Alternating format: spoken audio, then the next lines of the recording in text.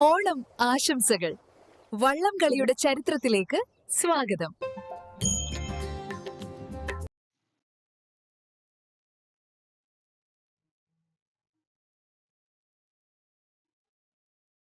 തിത്തിത്താര തകതൈ. ഓണം വരവായി. ഓണത്തിന്റെ മുഖ്യ ആകർഷണങ്ങളാണ് ജലോത്സവങ്ങൾ. പ്രൗഢഗംഭീരമായ ചുണ്ടൻ വള്ളങ്ങൾ അണിനിരക്കുന്ന വള്ളംകളി കേരളത്തിന്റെ മാത്രം പ്രത്യേകതയാണ്. വള്ളംകളിയാണ് ഇന്നത്തെ വിഷയം. കുറച്ച് ഐതിഹ്യങ്ങളും വിശ്വാസങ്ങളും കൂടി ഈ വിഷയത്തിന്റെ ഭാഗമായി ചർച്ച ചെയ്യുന്നുണ്ട്. താല്പര്യമുള്ളവർ മാത്രം കാണുക.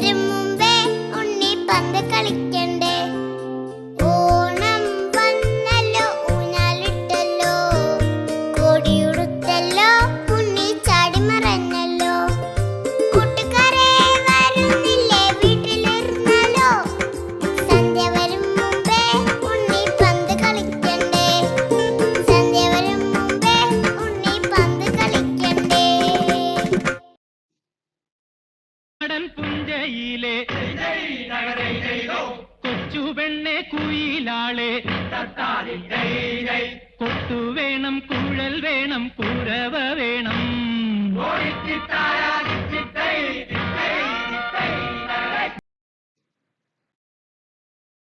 ചുണ്ടൻ വള്ളങ്ങളുടെ ചരിത്രം നമുക്ക് പരിശോധിക്കാം. ചെമ്പകശ്ശേരി രാജാവും കായംകുളം രാജാവും തമ്മിലുള്ള ജലയുദ്ധം മുറുകി. അപ്പോഴാണ് കൊടുപ്പുന്ന വെങ്കിടയിൽ ദേവനാരായണൻ ആചാരി ചെമ്പകശ്ശേരി രാജാവിന് ചുണ്ടൻ വള്ളം നിർമ്മിച്ചു നൽകിയത്. ഇത് ജലയുദ്ധത്തിൽ ചെമ്പകശ്ശേരിക്ക് മേൽക്കോയ്മ നൽകി വിജയം നേടിക്കൊടുത്തു. ചുണ്ടൻ വള്ളങ്ങളുടെ നാടെന്നറിയപ്പെടുന്നത് കുട്ടനാടാണ്, അത് മറക്കണ്ട. ചുണ്ടൻ വള്ളങ്ങളുടെ രാജശില്പി എന്നറിയപ്പെടുന്നത് കോഴിമുക്ക് നാരായണൻ ആചാരിയാണ്. ചുണ്ടൻ വള്ളങ്ങളുടെ നിർമ്മാണ രീതികളെപ്പറ്റി പ്രതിപാദിക്കുന്ന പുസ്തകമാണ് സ്ഥാപത്യവേദം. ചുണ്ടൻ വള്ളം നിർമ്മിക്കുന്നത് 3 പലകകൾ കൂട്ടിച്ചേർത്താണ്. മാതാവ് എന്ന 2 പലകകളും ഏരാവ് എന്ന പേരിലെ മറ്റൊരു പലകയും. മെഴുകു രൂപത്തിലെ ചെഞ്ചല്യം പശയാണ് പലകകൾ കൂട്ടിച്ചേർക്കാൻ ഉപയോഗിക്കുന്നത്. വള്ളത്തിന്റെ ഇരുവശങ്ങളിലുമാണ് മാതാവ് പലക പിടിപ്പിക്കുന്നത്. ഏരാവ്, മാതാവ് എന്ന 2 നീളമുള്ള പലകകളാണ് ഒരു വള്ളത്തിന്റെ നട്ടെല്ല്. ആദ്യം കമഴ്ത്തിയിട്ട് ഈ 2 പലകകൾ ഒരച്ചിൽ ഉറപ്പിച്ച് ഒരു വളവ് ഉണ്ടാക്കിയെടുത്തിട്ടാണ് വള്ളം പണി ആരംഭിക്കുന്നത്. ഈ വളവ് ഉണ്ടാക്കിയെടുക്കാൻ സാധാരണ 3 മുതൽ 4 മാസം വരെ വേണ്ടിവരും. ചുണ്ടൻ വള്ളം നിർമ്മിക്കുന്നതിന് മുന്നോടിയായി മാവിൻ തടിയിൽ അച്ചുണ്ടാക്കും. വള്ളത്തിന്റെ അകവശത്തിന്റെ അളവിലാണ് അച്ച് തയ്യാറാക്കുക. ഇതിനു മീതെ ഒരു വശത്ത് മാതാവ് പലക ആദ്യം വയ്ക്കും. തുടർന്ന് മാതാവ് പലകകൾക്കിടയിൽ ഏരാവ് പലക ചേർക്കും. ഇതിനു ശേഷം വള്ളം മലർത്തുന്ന ചടങ്ങുണ്ട്. വള്ളത്തിന് താഴെയുള്ള ഭാഗമാണ് ഏരാവ്. ഇംഗ്ലീഷ് അക്ഷരമാലയിലെ വി ആകൃതിയിൽ തടി ചെത്തി ഒരുക്കിയാണ് ഏരാവ് പലക തയ്യാറാക്കുക. ചെഞ്ചല്യം വെളിച്ചെണ്ണയിൽ തിളപ്പിച്ച ശേഷം പഞ്ഞി ചേർത്തരയ്ക്കും. ഈ മിശ്രിതമാണ് വള്ളത്തിന്റെ പലകകൾ ചേർത്ത് നിർത്താനുള്ള പശയായി എടുക്കുന്നത്. 3 മീറ്ററിനു മേൽ വണ്ണവും 45 മുതൽ 50 അടി വരെ നീളവുമുള്ള ആഞ്ഞിലി തടിയാണ് ചുണ്ടൻ വള്ളം നിർമ്മിക്കാൻ ഉപയോഗിക്കുക. ഇത്തരം 3 തടികൾ ചേർത്താലേ ഇന്നത്തെ രീതിയിൽ ചുണ്ടൻ വള്ളം നീറ്റിലിറക്കാൻ കഴിയുള്ളൂ. വള്ളത്തിന്റെ ഉരുപ്പടിക്ക് ആവശ്യമായ നീളത്തിലും വീതിയിലും തടി അറുത്തെടുക്കും. ഉയരത്തിൽ പ്ലാറ്റ്ഫോം കെട്ടി അറക്കവാൾ കൊണ്ട് തൊഴിലാളികൾ ചേർന്നാണ് തടി അറുത്തെടുക്കുന്നത്. വള്ളത്തിന്റെ ആകൃതിക്കനുസരിച്ച് കൂറ്റൻ തടി മുറിച്ചെടുക്കുന്നത് ശില്പിയുടെ മനക്കണക്കിനനുസരിച്ചാണ്. ചുണ്ടൻ വള്ളത്തിൽ തുഴച്ചിൽക്കാർക്ക് താളം നൽകാൻ ഇടിതടിയാണ് ഉപയോഗിക്കുന്നത്. കാഞ്ഞിരം, പുന്ന എന്നീ തടികളാണ് ഇടിതടി നിർമ്മിക്കാൻ എടുക്കുന്നത്. പിടിക്കുന്ന ഭാഗത്ത് കനം കുറച്ചും ഇടിക്കുന്നിടത്ത് വണ്ണം കൂട്ടിയുമാണ് ഇടിതടിയുടെ നിർമ്മിതി. ഒരു വള്ളം നിർമ്മിക്കുന്നതിന് ഇപ്പോൾ ഏകദേശം 50 ലക്ഷം രൂപ ചെലവാകും. പ്രധാന ആശാരിയുടെ മനസ്സിൽ രൂപപ്പെടുന്ന കണക്കുകൾ വെച്ചാണ് പണി പുരോഗമിക്കുന്നത്. വള്ളം പണിയാൻ ആവശ്യമായ തറകൾ അഥവാ ചതുരത്തിലുള്ള ആണികൾ നിർമ്മിക്കുന്നത് മാലിപ്പുരയിൽ തന്നെയാണ്. നല്ലൊരു തൂക്കം ഇരുമ്പ് വള്ളം പണിക്ക് ആവശ്യമാണ്. ഇതുകൂടാതെ തടികൾക്കിടയിൽ കൂടി വെള്ളം കയറാതിരിക്കുവാൻ വേണ്ടി ചെഞ്ചല്യം എന്ന കൂട്ടുപശയും ഉപയോഗിക്കും. പുറം തടി കുറച്ചുള്ളിലേക്ക് കീഴ്ച്ചാണ് വള്ളത്തിൽ തറകൾ തറയ്ക്കുന്നത്. ഇതിനെ തറക്കുഴി എന്നാണ് പറയുക. തറക്കുഴികൾക്കിടയിൽ കൂടി വെള്ളം കയറാതിരിക്കാൻ പണ്ട് കാലങ്ങളിൽ മെഴുക് ഉപയോഗിച്ച് അടച്ചിരുന്നു. എന്നാൽ ഇപ്പോൾ മെഴുകിന് പകരം കൂടിയ ഇനം പുട്ടിയാണ് ഉപയോഗിക്കുന്നത്. ചുണ്ടൻ വള്ളങ്ങൾക്ക് 100 മുതൽ 158 അടി വരെ നീളം കാണും. വള്ളത്തിന്റെ പിൻഭാഗം ജലനിരപ്പിൽ നിന്ന് 20 അടി ഉയരത്തിലായിരിക്കും. മുൻഭാഗം നീളത്തിൽ കൂർത്തിരിക്കുന്നു. ചുണ്ടൻ വള്ളത്തിന്റെ രൂപം പത്തി വിടർത്തിയ ഒരു പാമ്പിനെ അനുസ്മരിപ്പിക്കുന്നു. വള്ളത്തിന്റെ പള്ള നിർമ്മിക്കുന്നത് 83 അടി നീളവും 6 ഇഞ്ച് വീതിയുമുള്ള തടിക്കഷണങ്ങൾ കൊണ്ടാണ്. പരമ്പരാഗതമായി ഓരോ വള്ളവും ഓരോ ഗ്രാമത്തിൻ്റെതാണ്. ഗ്രാമീണർ ഒരു ദേവതയെ പോലെ വള്ളത്തെ പരിപാവനമായി കരുതുന്നു. നഗ്നപാതരായ പുരുഷന്മാർക്ക് മാത്രമേ വള്ളത്തിൽ തൊടാവൂ. വെള്ളത്തിൽ തെന്നി നീങ്ങുന്നതിനായി വള്ളം മത്സ്യ എണ്ണ, കൊപ്ര, കരി, മുട്ടക്കരു എന്നിവയുടെ ഒരു മിശ്രിതം പുരട്ടി മിനുക്കിയെടുക്കുന്നു. വള്ളത്തിന്റെ അവസാന അലങ്കാരപ്പണികൾ പ്രധാന ആശാരിയാണ് ചെയ്യുന്നത്. പണ്ട് കാലത്ത് പള്ളിയോടങ്ങൾ നിർമ്മിച്ചിരുന്നത് റാന്നി മുണ്ടപ്പുഴ തച്ചന്മാരായിരുന്നു. ഇപ്പോഴുള്ള പ്രധാന ശില്പി ചങ്ങങ്കരി വേണു ആചാരിയും ഐരൂർ ചെല്ലപ്പൻ ആചാരിയുമാണ്. ഒരു ചുണ്ടൻ വള്ളത്തിന്റെ നിർമ്മാണം നമുക്ക് കാണാം.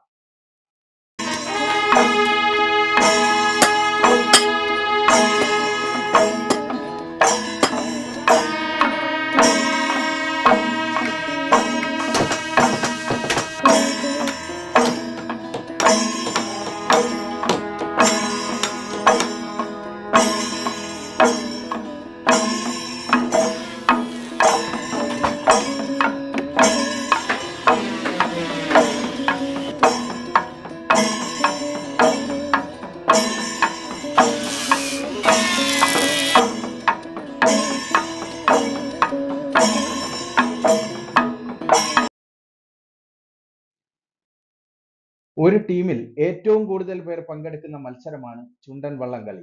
ഉദ്ദേശം 140 പേർ. 90 മുതൽ 140 വരെ തുഴക്കാർ ഉണ്ടാകും. അമരക്കാരന്റെ കീഴിൽ 4 പ്രധാന തുഴക്കാർ കാണും. ഇവർ 4 വേദങ്ങളെ പ്രതിനിധാനം ചെയ്യുന്നു.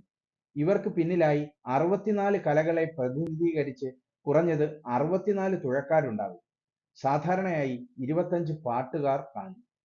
ചുണ്ടൻ വള്ളം തുഴയുന്നതിന് താളമുണ്ട്. അത് ഇടിത്താളം എന്നാണ് അറിയപ്പെടുന്നത്. വള്ളത്തിന്റെ നടുവിൽ 8 പേർക്ക് നിൽക്കുവാനുള്ള സ്ഥലമുണ്ട്. അഷ്ടദിക്പാലകരെയാണ് ഇവർ പ്രതിനിധാനം ചെയ്യുന്നത് എന്നാണ് ഐതിഹ്യം. നിരകളാടും ഒരു ഹരിത ചാരുതീരം, പുഴയോരം കളമേളം കവിത പാടും തീരം, കായലലകൾ പുൽകും തണുവലിയുമീറൻ കാറ്റിൽ ഇളഞ്ഞാറിൻ നിലയാടും കുളിരുലാവും നാട്, നിറപൊലിയേകാമെന്നരിയ നേരിനാ പുതുവിള നേരുന്നോരിനിയ നാടിതാ പാടാ കുട്ടനാടിൻ നീണം, കേരനിരകളാടും ഒരു ഹരിത ചാരുതീരം, പുഴയോരം കളമേളം കവിത പാടും തീരം. ഇനി നമുക്ക് വള്ളത്തിന്റെ ഓരോ ഭാഗത്തുള്ള തുഴക്കാരെയും പിന്തുണയ്ക്കുന്നവരെയും വിശദമായി പരിചയപ്പെടാം. മനോരമ ദിനപത്രത്തിൽ വന്ന വിവരണമാണ് നൽകുന്നത്. ഒന്നെന്ന് അടയാളപ്പെടുത്തിയിരിക്കുന്ന ഇത്രയും ഭാഗം ശ്രദ്ധിക്കുക. ഒറ്റ തുഴ എന്നാണ് അറിയപ്പെടുന്നത്. ചുണ്ടൻ വള്ളത്തിന്റെ ആക്സിലറേറ്ററാണ് ഒറ്റ തുഴക്കാർ. ചുണ്ടന്റെ ഏറ്റവും മുന്നിലിരിക്കുന്ന ഒന്നാം തുഴക്കാരൻ മുതൽ പിന്നിലേക്ക് ഏഴാമത്തെ തുഴക്കാരൻ വരെയാണ് ഒറ്റ തുഴക്കാർ. ചുണ്ടൻ വേഗം കൈവരിക്കുന്നത് ഈ 7 പേരുടെ കരങ്ങളിലൂടെയാണ്. ഫിനിഷിംഗ് ടച്ചിന് മുൻപായുള്ള 50 മീറ്റർ ഇവർ കൈയും മെയ്യും മറന്ന് പറപ്പിക്കും. ഒറ്റത്തുഴക്കാർ മാത്രമാണ് 2 വശവും മാറി തുഴയുന്നത്. 2 ഈ ഭാഗം 2 മുക്കണ്ണി എന്നാണ് അറിയപ്പെടുന്നത്. ഇടിയന്മാർക്ക് മുന്നിലും ഒറ്റത്തുഴക്കാർക്ക് പിന്നിലുമായാണ് മുക്കണ്ണിമാരുടെ സ്ഥാനം. ഓരോ വശത്തേക്ക് മാത്രം തുഴയെറിയുന്ന 22 മുതൽ 28 തുഴക്കാർ വരെ ഉണ്ടാകും. ഇനി 3 ഈ ഭാഗമാണ്. പെട്ടിപ്പുറം എന്നാണ് അറിയപ്പെടുന്നത്. ചുണ്ടൻ വള്ളത്തിന്റെ മധ്യഭാഗത്ത് വെടിത്തടിയുടെ ചുരുളിൽ ചാരിയിരിക്കുന്ന 2 തുഴക്കാർ വീതം ഇടത്തും വലത്തും ഉണ്ടാകും. ഇവരാണ് ചുരുൾ എന്നറിയപ്പെടുന്നത്. പെട്ടിപ്പുറത്ത് ഇരുന്ന് തുഴയുന്ന 6 തുഴക്കാർ ഉണ്ടാകും. ഇവരെയാണ് സാധാരണ പെട്ടിപ്പുറം എന്ന് വിളിക്കുന്നത്. 4 താണതട്ട്. അമരക്കാർക്ക് മുന്നിലും പെട്ടിപ്പുറത്തിന് പിന്നിലുമായി താഴ്ന്ന തട്ടിലിരിക്കുന്നവരെയാണ് താണതട്ടെന്ന് വിളിക്കുന്നത്. വള്ളത്തിന്റെ നീളം അനുസരിച്ച് 20 മുതൽ 34 താണതട്ടുകാർ ഉണ്ടാകും. വള്ളംകളിയുടെ തുടക്കം മുതൽ ഒടുക്കം വരെ ഒരേ ആയത്തിൽ ഇവർ തുഴയും. ബൂസ്റ്റർ ജെറ്റാണ് ഇവർ. 5 ഈ 5 എന്നുള്ള ഭാഗം ശ്രദ്ധിക്കുക. കൂട്ടിക്കൂത്ത്. അമരത്തിന് മുന്നിൽ ഇടത്തും വലത്തും ആയിരിക്കുന്ന 3 വിധം തുഴച്ചിൽക്കാരുണ്ട്. ഇവരാണ് കൂട്ടിക്കൂത്ത്. 6 അമരക്കാർ. ഇവിടം അമരം. ചുണ്ടൻ വള്ളത്തിന്റെ ഏറ്റവും ഒടുവിലായാണ് സ്ഥാനം. വള്ളത്തിന്റെ വളയം തിരിക്കുന്നത് അമരക്കാരാണ്. എണ്ണം പറഞ്ഞ 5 തുഴക്കാരാണ് അമരക്കാർ. കായലിൽ വളവും തിരിവും ഒന്നും ഇല്ലെങ്കിലും വള്ളം വെട്ടാതെ ഉലയാതെ നോക്കുന്നത് ഈ പങ്കായക്കാരുടെ കഴിവാണ്. 7 ഇടിയന്മാർ. ഇടിച്ചു കുത്തി പായണമെങ്കിൽ ഇടിയന്മാർ കൂട്ടിന് വേണം. ഓരോ തുഴയും ആവേശത്തിന്റെ അമിട്ട് പൊട്ടുന്ന കണക്കെ കീറി മുറിക്കണമെങ്കിൽ ഇവർ പകർന്നു നൽകുന്ന റിഥം പാലിക്കണം. 8 താളക്കാർ. തുഴക്കാരെ ആവേശം കൊള്ളിക്കാൻ പാട്ടുപാടി താളമിടുന്ന 5 മുതൽ 7 പേർ. ഇവരെ നിലക്കാരെന്നും താളക്കാരെന്നും വിളിക്കും. വീറും വാശിയും നിലനിർത്തുന്നത് ഇവരുടെ കഴിവാണ്. ക്യാപ്റ്റൻ. സാധാരണയായി ചുണ്ടൻ വള്ളത്തിന്റെ പ്രധാന സ്പോൺസർമാരിൽ ഒരാളോ നാട്ടിലെ പൗരപ്രമുഖനോ ആയിരിക്കും ക്യാപ്റ്റൻ ആകുക. വള്ളത്തിന്റെ പ്രധാന ചുമതലക്കാരൻ ലീഡിംഗ് ക്യാപ്റ്റനാണ്. പൊതുവെ 1-ാം താളക്കാരനായിട്ടായിരിക്കും ലീഡിംഗ് ക്യാപ്റ്റൻ നിൽക്കുക. ഇദ്ദേഹമാണ് കളി നിയന്ത്രിക്കുക. ശ്രദ്ധിച്ച് ഓരോ ഭാഗവും നോക്കുക.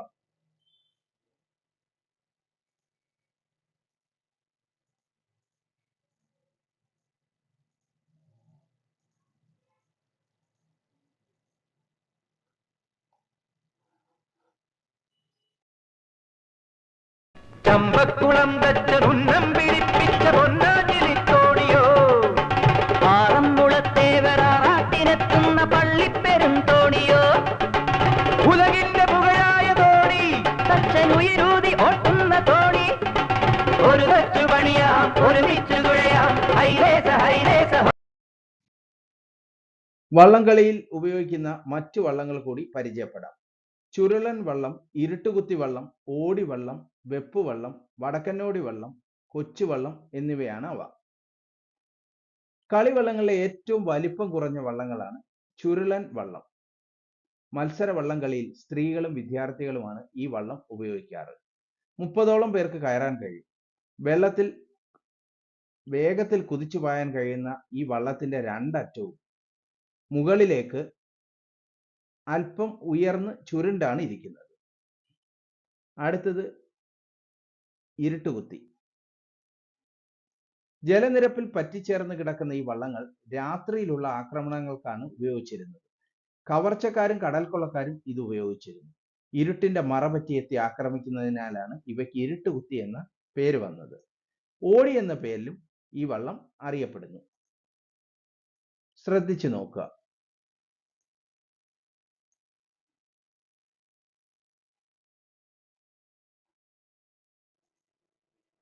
ചുണ്ടൻ വള്ളങ്ങൾ കഴിഞ്ഞാൽ കുട്ടനാട്ടിൽ പ്രമുഖമായി കാണപ്പെടുന്ന വള്ളങ്ങളാണ് വെപ്പ് വള്ളങ്ങൾ.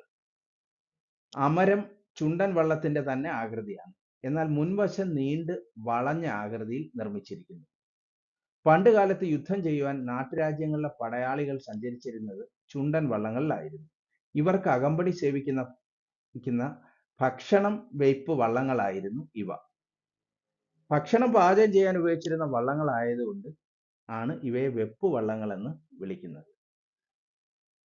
ഈ കാണുന്നത് തോണികളാണ്, അഥവാ കൊച്ചു വള്ളങ്ങൾ.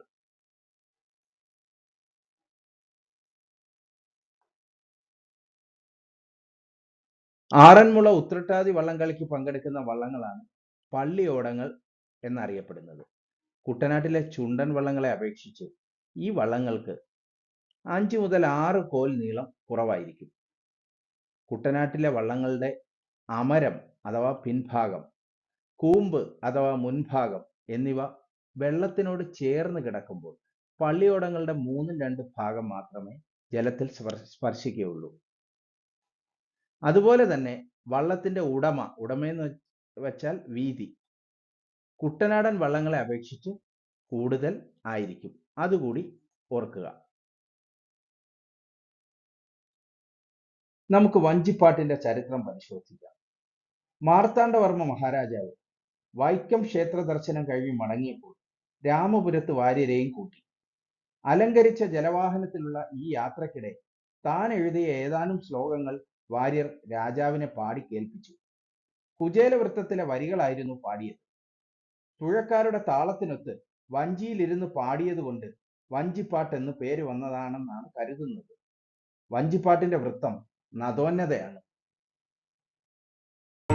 രുദ്രാക്ഷമാലയുമേന്തി നാമകീർത്തനവും ചെയ്തു ചിദ്രൂപത്തിങ്കലുറച്ചു ചെഞ്ചമ്മേ ചെല്ലും. അന്തണനെ കണ്ടിട്ടു സന്തോഷം കൊണ്ടോ തസ്യ ദൈന്യം ചിന്തിച്ചിട്ടുള്ളിലുണ്ടായ സന്താപം കൊണ്ടു. എന്തുകൊണ്ടോ ശൗരി കണ്ണു നീരണിഞ്ഞു ധീരനായ ചെന്താമര കണ്ണനുണ്ടോ കരഞ്ഞിട്ടുള്ളൂ.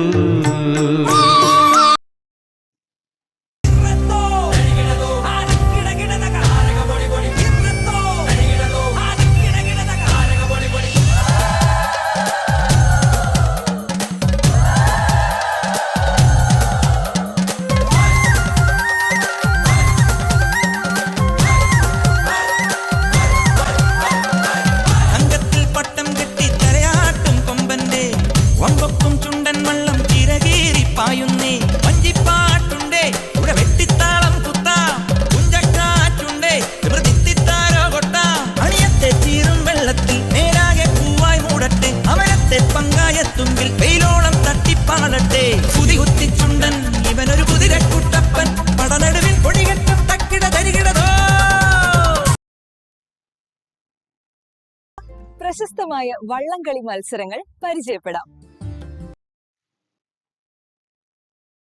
ക്ഷേത്രാചാരങ്ങളുമായി ബന്ധപ്പെട്ടാണ് വള്ളംകളിയുടെ തുടക്കം. അമ്പലപ്പുഴ ശ്രീകൃഷ്ണസ്വാമി ക്ഷേത്രത്തിലെ വിഗ്രഹ പ്രതിഷ്ഠയുമായി ബന്ധപ്പെട്ടാണ് ചമ്പക്കുളം വള്ളംകളി ആരംഭിച്ചത്. കേരളത്തിൽ വള്ളംകളി സീസൺ ആരംഭിക്കുന്നത് മിഥുന മാസത്തിലെ മൂലം നാളിൽ ആലപ്പുഴ ജില്ലയിലെ പമ്പാ നദിയിൽ വെച്ച് നടക്കുന്ന ഈ വള്ളംകളിയിലൂടെയാണ്. 1545 മുതൽ നടന്നുവരുന്നു. വിജയികൾക്ക് രാജപ്രമുഖൻ ട്രോഫി നൽകുന്നു. 2025 ജൂലൈ 9 നടന്ന ചമ്പക്കുളം വള്ളംകളിയിൽ ചെറുതന പുത്തൻ ചുണ്ടൻ ജേതാക്കളായി.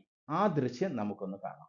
3 ചെറുതന ബോട്ട് ക്ലബ്ബ് നയിക്കുന്ന വാശിയേറിയ മത്സരം 2025 ജലോത്സവങ്ങൾക്ക് തുടക്കം കുറിക്കുമ്പോൾ രാജപ്രമുഖൻ ട്രോഫി ആരോട് ചേർത്ത് നിൽക്കും. ആരായിരിക്കും പമ്പയുടെ വിരുമാറിൽ ആനന്ദ നൃത്തം ചവിട്ടുന്നതെന്ന് പറയാൻ പറ്റുന്ന വിധത്തിലുള്ള ഉജ്ജ്വലമായ പുത്തൻ ചുണ്ടൻ NCBC ബോട്ട് ക്ലബിന്റെ സോളി വർഗീസിന്റെ അതേ കൈക്കരുത്തില് ഫിനിഷിംഗിലൂടെ കടന്നു പോകുന്ന മനോഹരമായ 1-ാം നമ്പർ ചെറുതന കടന്നു പോകുമ്പോൾ തൊട്ടു പിന്നാലെ ചമ്പക്കുളവും അയാപറമ്പ് വലിയ ദിവാഞ്ചിയും.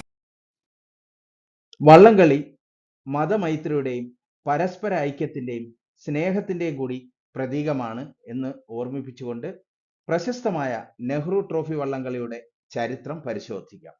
1952 പ്രധാനമന്ത്രി ജവഹർലാൽ നെഹ്റു വള്ളംകളി കാണാൻ എത്തിയത് മുതലാണ് ആലപ്പുഴ പുന്നമടക്കായലിൽ നടക്കുന്ന നെഹ്റു ട്രോഫി വള്ളംകളിയുടെ ചരിത്രം ആരംഭിക്കുന്നത്.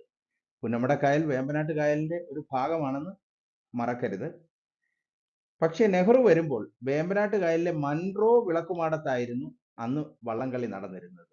തിരുക്കൊച്ചിയിൽ കൊല്ലം ജില്ലയുടെ ഭാഗമായിരുന്നു അന്ന് അവിടം. 63 വയസ്സുണ്ടായിരുന്ന നെഹ്റുവിനെ 63 ഔദ്യോഗിക വെടിമുഴക്കവുമായിട്ടാണ് നാട്ടുകാർ സ്വീകരിച്ചത്. മാർഷൽ എന്ന ബോട്ടിന്റെ മുകളിൽ ഇരുന്നാണ് അദ്ദേഹം വള്ളംകളി കണ്ടത്. നടുഭാഗം ചമ്പക്കുളം, കാവാലം, വലിയ ദിവാഞ്ചി, നേതാജി, പാർത്ഥസാരഥി, നെപ്പോളിയൻ തുടങ്ങിയ വള്ളങ്ങളാണ് അന്ന് മത്സരത്തിനുണ്ടായിരുന്നത്. മത്സരത്തിൽ നടുഭാഗം ചുണ്ടൻ വിജയികളാവുകയായിരുന്നു. വള്ളംകളി കണ്ട ആഹ്ലാദഭരിതനായ നെഹ്റു വിജയികളായ നടുഭാഗം ചുണ്ടനിൽ ചാടിക്കയറുകയും വിജയികൾക്കായി ട്രോഫി ഏർപ്പെടുത്തുകയും ചെയ്തു. തുടക്കത്തിൽ പ്രൈം മിനിസ്റ്റേഴ്സ് ട്രോഫി എന്നായിരുന്നു വള്ളംകളി മത്സരം അറിയപ്പെട്ടിരുന്നത്. 1969 ജൂൺ 1 കൂടിയ വള്ളംകളി സമിതി നെഹ്റുവിനോടുള്ള ആദരവ് കാരണം കപ്പിന്റെ പേര് നെഹ്റു ട്രോഫി എന്നാക്കി മാറ്റി. ഓഗസ്റ്റ് മാസത്തിലാണ് ഈ ജലമേള അരങ്ങേറുന്നത്. ഓളപ്പരപ്പിലെ ഒളിമ്പിക്സ് എന്നറിയപ്പെടുന്നു. ഏറ്റവും കൂടുതൽ തവണ നെഹ്റു ട്രോഫി നേടിയിട്ടുള്ളത് കാരിച്ചാൽ ചുണ്ടനാണ്, 16 തവണ. ഏറ്റവും വേഗതയേറിയ ചുണ്ടൻ എന്ന റെക്കോർഡും ഇപ്പോൾ കാരിച്ചാൽ ചുണ്ടനാണ്. ഏറ്റവും കൂടുതൽ വള്ളങ്ങളെ വിജയിപ്പിച്ചത് UBC കൈനകരി ബോട്ട് ക്ലബാണ്, 12 തവണ. നെഹ്റു ട്രോഫി ഭാഗ്യചിഹ്നങ്ങളെ പരിചയപ്പെടാം. 2025 ഭാഗ്യചിഹ്നം കാത്തു എന്ന കാക്ക തമ്പുരാട്ടിയാണ്. പേരോർത്ത് വെക്കുക, കാത്തു. മുൻ വർഷങ്ങളിലെ ഭാഗ്യചിഹ്നങ്ങൾ നിങ്ങൾക്ക് ഇവിടെ കാണാം. അതിൻ്റെ വിശദ വിവരങ്ങൾ സ്ലൈഡിൽ നൽകിയിട്ടുണ്ട്. തൊട്ടു മുമ്പ് ഇത് 71ാമത്തെ നെഹ്റു ട്രോഫി മത്സരമാണ് 2025 നടക്കുന്നത്.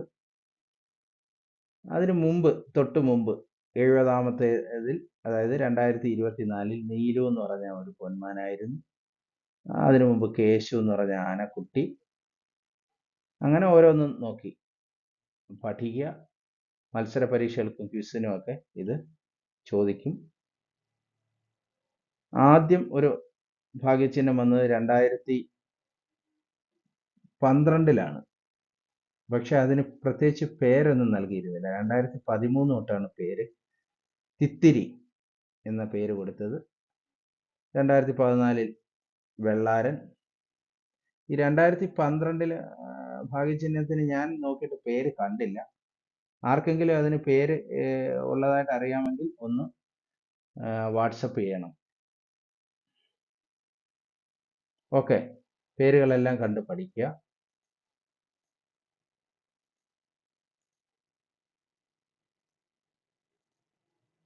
ഡീറ്റെയിൽസ്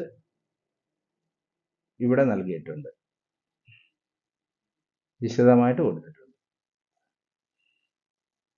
ഒന്നുകൂടി വായിക്കുക.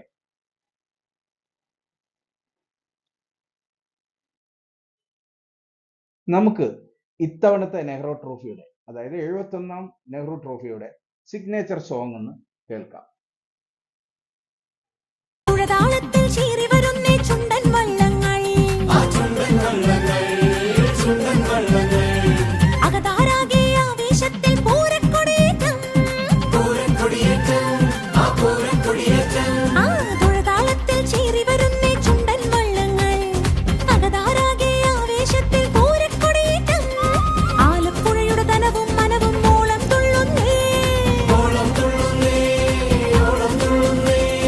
ആ പോതലിയുടെ യാരവമുയരും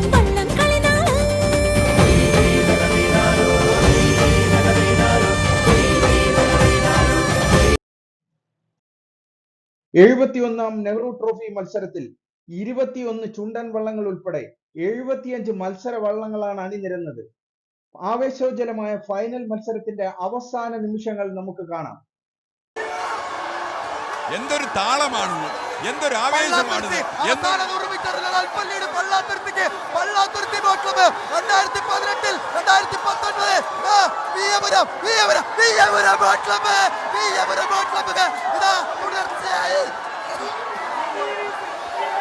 ജനക്കൂട്ടം വിളിക്ക് മറിഞ്ഞു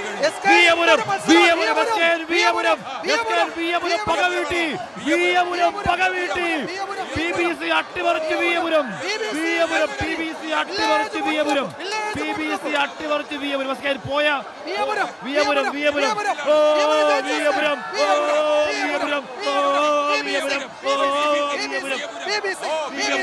വിയപുരം. പ്രസിദ്ധമായ മറ്റു വള്ളംകളികൾ കൂടി പരിചയപ്പെടാം. ജലത്തിലെ പൂരം എന്ന വിശേഷണമുള്ള ആറന്മുള ഉത്രട്ടാതി വള്ളംകളി പമ്പ നദിയിലാണ് നടക്കുന്നത്. 4ാം നൂറ്റാണ്ട് മുതൽ നടന്നു വരുന്നു. കേരളത്തിലെ വള്ളംകളി മത്സരങ്ങൾ അവസാനിക്കുന്നത് ഈ വള്ളംകളിയോടെയാണ്. ഹരിപ്പാട് സുബ്രഹ്മണ്യ സ്വാമി ക്ഷേത്രത്തിലെ പ്രതിഷ്ഠയുമായി ബന്ധപ്പെട്ട് നടത്തുന്ന വള്ളംകളിയാണ് പായിപ്പാട് വള്ളംകളി. കേരളത്തിലെ വള്ളംകളികളിൽ ഏറ്റവും ദൈർഘ്യമേറിയ ട്രാക്ക് പായിപ്പാട് വള്ളംകളിയുടേതാണ്. ചിങ്ങമാസത്തിലെ തിരുവോണ നാളിൽ നടക്കുന്ന വള്ളംകളിയാണ് നീരേറ്റുപുറം വള്ളംകളി. 2 നദികൾ സംഗമിക്കുന്ന സ്ഥലത്താണ് ഇതിന്റെ ഫിനിഷിംഗ് പോയിന്റ്, അതായത് പമ്പയും മണിമലയാറും. താഴത്തങ്ങാടി വള്ളംകളി മീനച്ചിലാറിൽ നടക്കുന്നു. കല്ലട വള്ളംകളി കല്ലടയാറ്റിൽ, പ്രസിഡന്റ്സ് ട്രോഫി വള്ളംകളി അഷ്ടമുടി കായലിൽ, രാജീവ് ഗാന്ധി വള്ളംകളി പുളിങ്കുന്നിൽ, ഇന്ദിരാഗാന്ധി വള്ളംകളി കൊച്ചി കായലിൽ, കുമാരനാശാൻ സ്മാരക വള്ളംകളി പല്ലനയാറ്റിൽ, ശ്രീനാരായണ ജയന്തി വള്ളംകളി കുമരകം കോട്ടയത്ത്. ഈ ജലോത്സവത്തിൽ ചുണ്ടൻ വള്ളത്തേക്കാൾ പ്രാധാന്യം ഇരുട്ടുകുത്തിക്കാണ്. 1903 ശ്രീനാരായണ ഗുരുവിന്റെ കുമരകം സന്ദർശനവുമായി ബന്ധപ്പെട്ടാണ് ഈ വള്ളംകളിയുടെ ഉത്ഭവം. അത് പ്രത്യേകം ശ്രദ്ധിക്കണം. എന്നാൽ ശ്രീനാരായണ ട്രോഫി വള്ളംകളി കന്നേറ്റി കായലിലാണ് അരങ്ങേറുന്നത്. മദർ തെരേസ വള്ളംകളി അച്ചൻകോവിലാറിലും, അയ്യങ്കാളി വള്ളംകളി വെള്ളായണി കായലിൽ നടക്കുന്നുണ്ട്, കന്നേറ്റി കായലിൽ നടക്കുന്നുണ്ട്.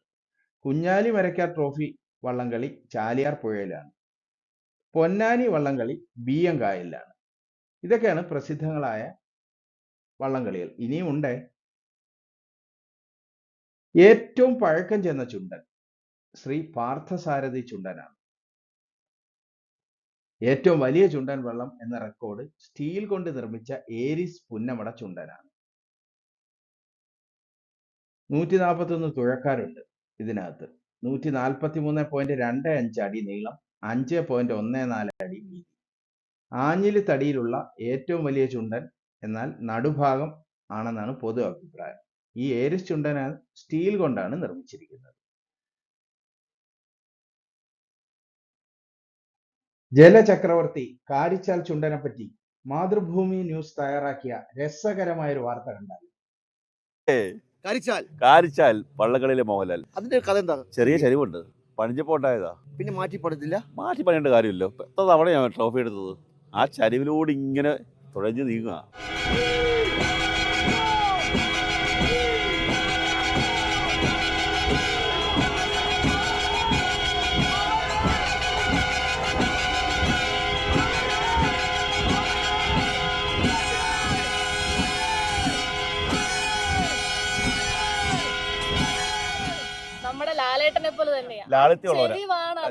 ലാളിത്യമുള്ള ചെരിവാണ്. ഇതിപ്പോ എത്ര തവണ കപ്പ് നോക്കിയിട്ടുണ്ടാവും? 16. അത് 70. തിരുവോണത്തോണിയും ആറന്മുള വള്ളസദ്യയും. കിഴക്കേ കാട്ടൂർ ഗ്രാമത്തിലെ മാങ്ങാട്ടുമഠം ഭട്ടതിരി കുടുംബം ഉത്രാടം നാൾ വൈകിട്ട് ആചാരപ്രകാരം ഓണവിഭവങ്ങൾ തിരുവോണത്തോണിയിൽ നിറച്ച് കാട്ടൂരിൽ നിന്നും ഘോഷയാത്രയായി തിരുവോണ ദിനം പുലർച്ചെ ആറന്മുള ക്ഷേത്രത്തിൽ എത്തിക്കുന്നു. നമുക്ക് ആ തോണിയുടെ യാത്രയൊന്ന് കാണാം.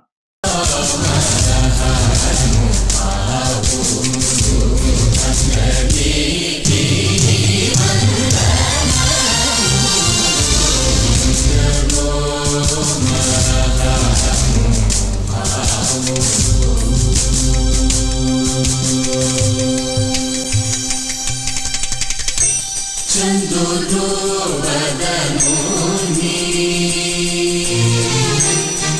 ആറന്മുള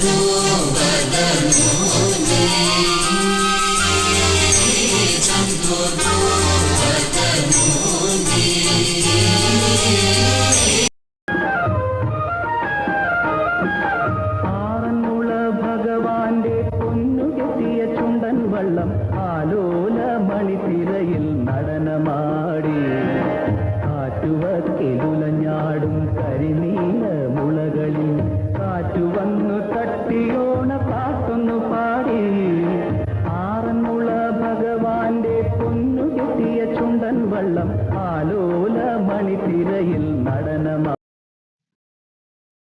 ആറന്മുള വള്ളസദ്യ. ആറന്മുള പാർത്ഥസാരഥി ക്ഷേത്രത്തിൽ ചിങ്ങമാസത്തിലെ അഷ്ടമി രോഹിണി നാളിൽ വള്ളസദ്യ നടത്തുന്നു.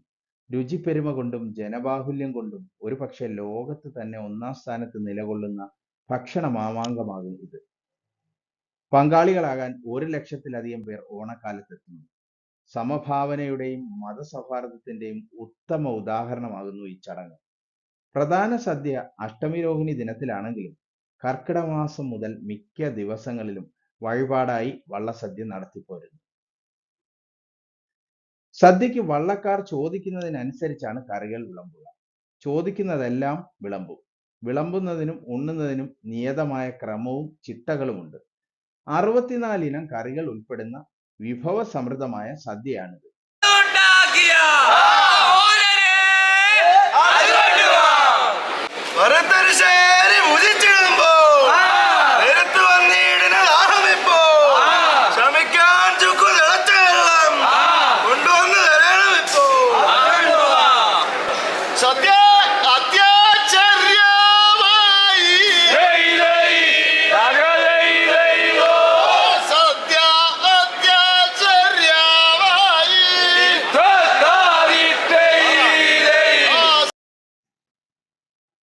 എരിശ്ശേരിയുടെ രുചി ഇഷ്ടപ്പെട്ട് ആനയെ നൽകിയ കഥ പറയാം.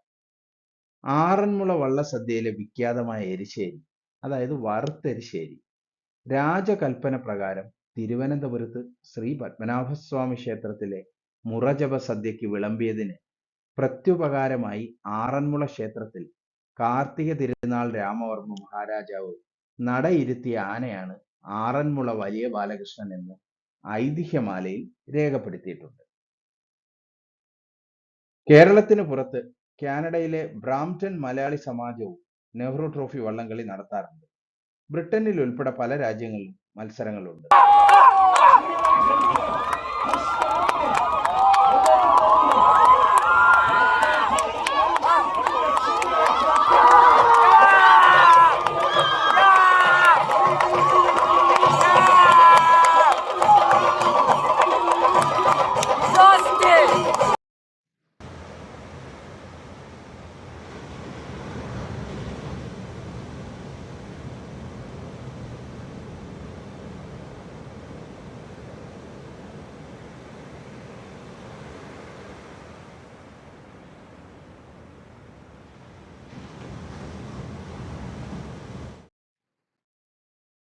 ചൈനയിൽ പലയിടങ്ങളിൽ അതിമനോഹരമായ ഡ്രാഗൺ ബോട്ട് റേസ് നടത്താറുണ്ട്.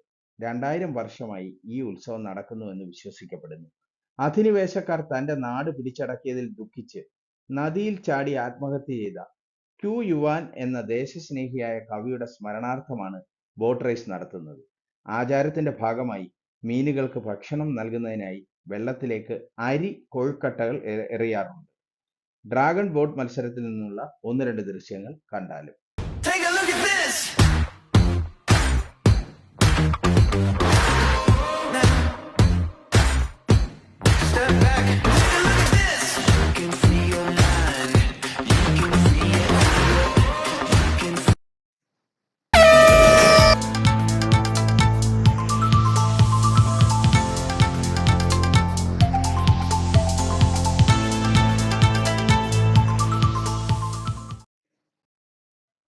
BC 1500-കളിൽ ഈജിപ്ഷ്യൻ ഫറോവമാരുടെ കാലത്തെ വള്ളങ്ങളുമായി ബന്ധപ്പെട്ട ചില ചിത്രങ്ങളും ചുവർ ചിത്രങ്ങളും കണ്ടാലും.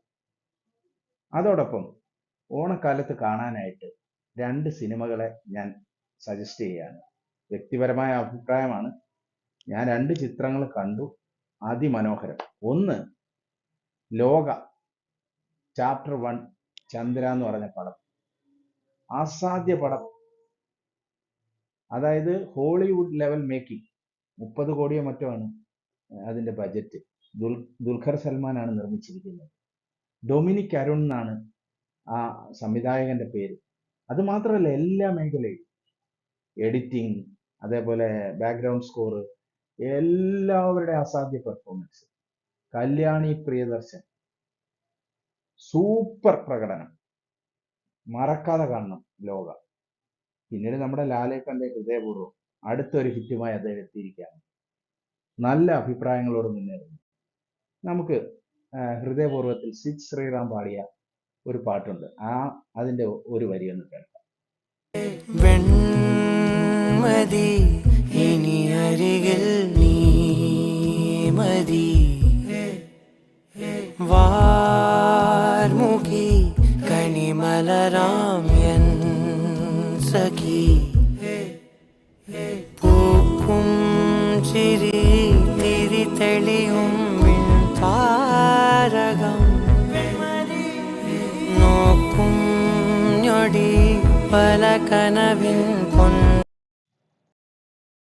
ഒരു സ്രാവിനെയും കൊലയാളി തിമിംഗലത്തെയും ഡോൾഫിനെയും അനുസ്മരിപ്പിക്കുന്ന ആകൃതിയുള്ള ഒരു വാട്ടർ ക്രാഫ്റ്റ് സബ്മറൈന്റെ പ്രവർത്തനം കൂടി കണ്ടാലും. This $100,000 customizable watercraft is called Sea Breacher Model Z.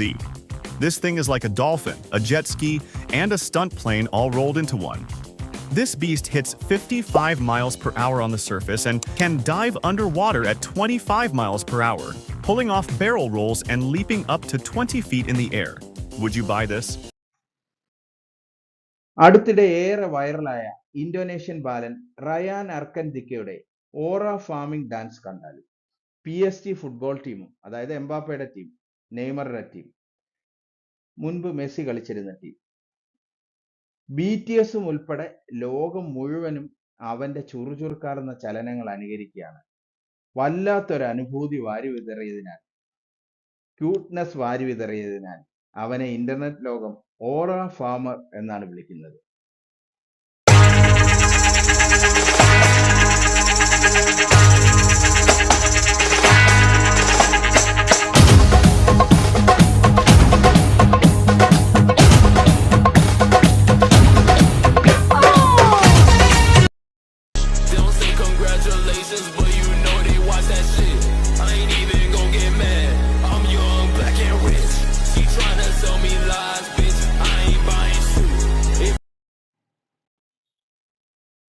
ഇനി VO3യുടെ സഹായത്താൽ ഞാൻ സൃഷ്ടിച്ച ഒരു വള്ളംകളി മത്സരം കൂടി കാണാം.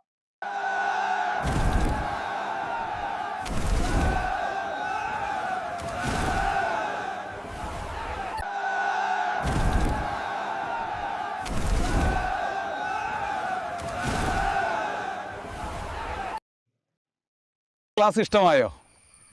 ഒരിക്കൽ കൂടി ഓണാശംസകൾ. വള്ളംകളിയുടെ ആവേശം ഇങ്ങനെ മുറുകി നിൽക്കുകയാണ്. അതിനിടയ്ക്ക് ഈ ജെൻസി പിള്ളേരോട് പിടിച്ചു നിൽക്കണമെന്നുണ്ടെങ്കിൽ നമുക്ക് അവരുടെ ചില സ്ലാങ്സും ഷോർട്ട് ഫോംസും അതിൻ്റെ അർത്ഥമൊക്കെ ഒന്ന് അറിഞ്ഞിരിക്കുന്നത് നല്ലതാണ്. അതിനായിട്ടാണ് ഇനിയുള്ള 3 സ്ലൈഡുകൾ. മോളിപ്പോ ന്യൂ ജനറേഷൻ ആണല്ലോ, കുറേ വാക്കുകളുടെ അർത്ഥമൊക്കെ മോള് പറഞ്ഞല്ലോ. എനിക്ക് 1-2 വാക്കുകളുടെ അർത്ഥം ഒന്ന് അറിഞ്ഞാൽ കൊള്ളാമെന്നുണ്ട്. ഈ ക്യാപ്പ് എന്ന് പറഞ്ഞ ഇപ്പൊ ഈ കള്ളം മറയ്ക്കുക, ക്യാപ്പ് മറച്ച് കള്ളം മറയ്ക്കാന്ന് അതാണ് അങ്ങനത്തെ. ഈ IDK എന്ന് പറയുന്നത് അത് ശരിക്കും പറഞ്ഞ സെന്റൻസാ. അതിനെ ഷോർട്ട് ഫോം ആക്കി എഴുതിയേക്കുന്നതാണ്. I don't know, IDK. അപ്പൊ നമുക്ക് ഈ ടൈപ്പ് ഒക്കെ ചെയ്യുമ്പോൾ ഭയങ്കര പാടല്ലേ, I don't know. അല്ലാതെ ഇടുക്കി എന്നല്ലേ? അങ്ങനൊന്നുമില്ല. ഈ അസാപ്പ് അതോ അതന്നെ ഇതുപോലെ തന്നെ, ഇത് ആസ് സൂൺ ആസ് പോസിബിൾ, അതിനെ ഇങ്ങനെ ഷോർട്ട് ആക്കിയിട്ട് അസാപ്പ് എന്നാക്കിയേക്കുക. അത് എത്രയും പെട്ടെന്ന് എന്നൊക്കെ സെയിം പോലെ തന്നെ ടൈപ്പ്.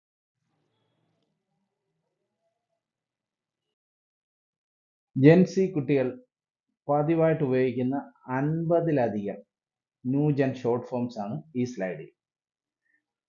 നോട്ട്സ് കിട്ടുമ്പോൾ അതിനകത്തുള്ള PDF നോട്ട്സിനകത്ത് നിങ്ങൾക്ക് നന്നായിട്ട് നോക്കി വായിക്കാം. ഇപ്പൊ ജസ്റ്റ് ഒന്ന് സ്ലൈഡിൽ നോക്കുക.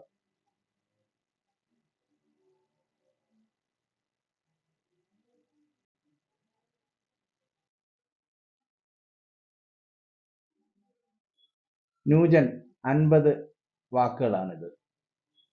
ആൽഫബറ്റിക് ഓർഡറിൽ കൊടുത്തിട്ടുണ്ട്.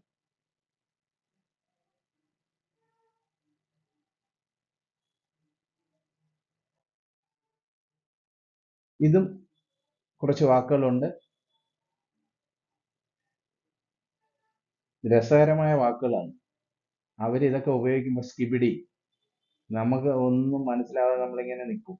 പൂക്കി, സ്കിബിഡി.